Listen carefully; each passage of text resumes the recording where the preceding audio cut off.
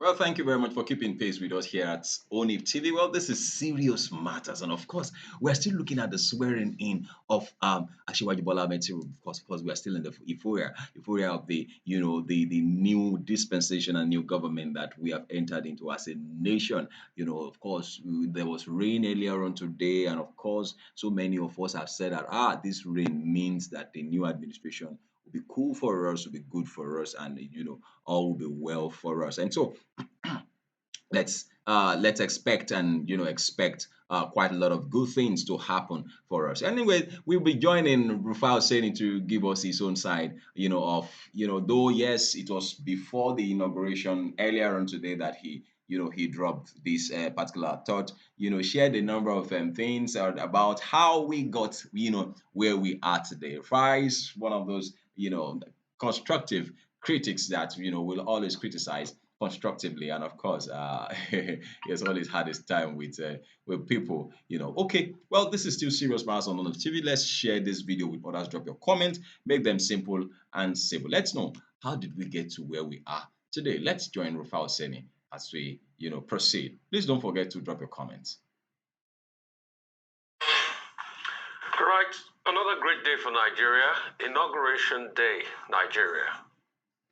It speaks volumes about our democracy.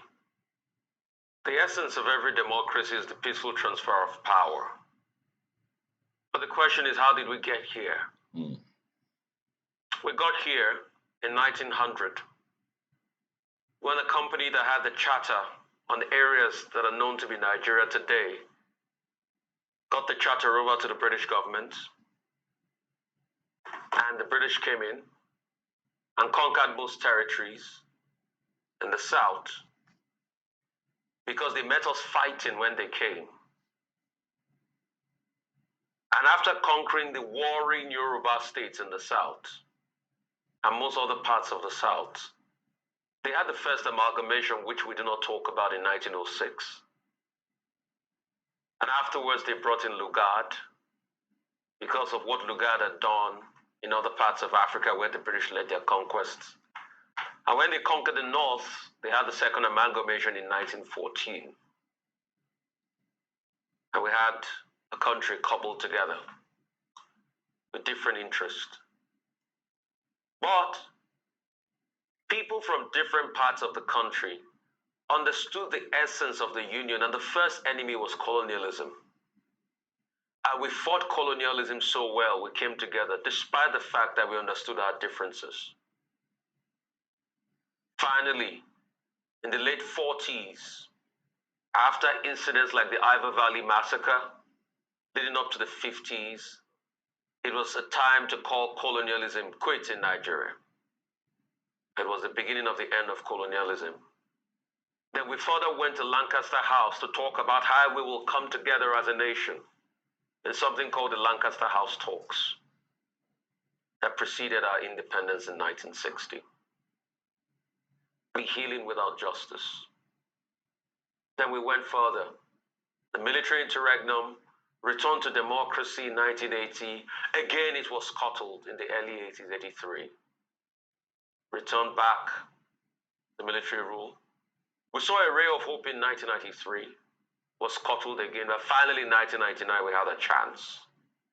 And we have been on this path of democracy. That will teach you that we've constantly gone through our ups and downs. And as we begin another new administration, it will be pertinent to say that Nigeria will have its challenges. But how do we solve the challenges we have? And how would our leaders have the grace to be able to bring people together? This is another time for Nigeria, a grand leap for Nigeria, as another inauguration day comes, filled with hope and possibility. Some say renewed hope for the future, because it's been another bleak time for us. But how we are going to come together will determine how we'll navigate through this era. But coming together is dependent on the resolution of the leadership to respect differing opinions. Coming together and renewed hope is dependent on the capacity to be able to embrace people. Coming together is dependent on the capacity to think about the nation, not personal interests. Coming together is dependent on the capacity to use the state to better the lot of Nigerians, not to enrich yourself and your cronies in the outlook on democracy of every country. The reason why we've had a topsy-turvy affair all this while is that we relegate the most important part of our democracy, which is the people. In the next 4 years of this administration, the most important office in this country will be the office of the citizen of the Federal Republic of Nigeria. It will be about your hopes and aspirations for the country, in tandem with the office of the President of the Federal Republic of Nigeria. What should you do as a citizen? Offer praise where praise is necessary. Also offer criticism in measure where criticism is necessary.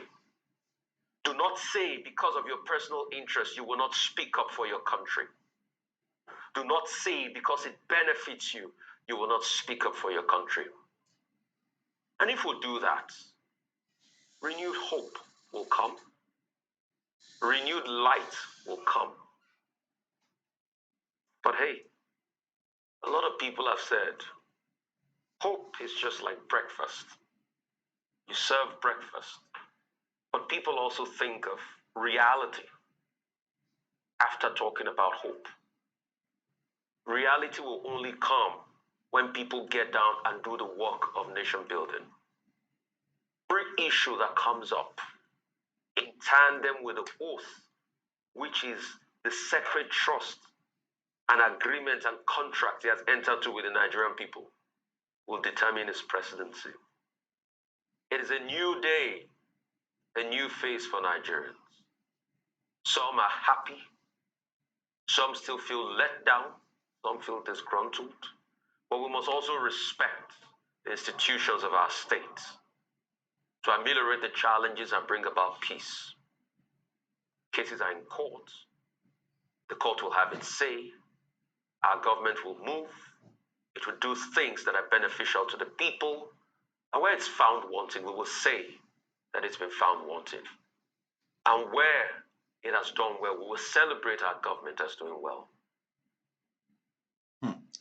Well, thank you very much. It is still serious matters on ONIF TV. As it is, Rufai now, that's the way he does his things. He doesn't, mince words. When he has something to say, he says it, and he just says it just the way it is. But then he doesn't expect that everybody will agree with him whenever he says something anyway. But then I think it's a new dawn for us, and it's a choice to make the best of the times that we have, and the administration that we have. Even though currently now, the president elect has announced the removal of subsidy, which he said was only enriching the pockets of the rich, and so the funds will be diverted into education and also healthcare and all of that. Let's hope that this brings about suiting for Nigerians and also healing and all of that. Just like Rufai mentioned, there cannot be healing without justice.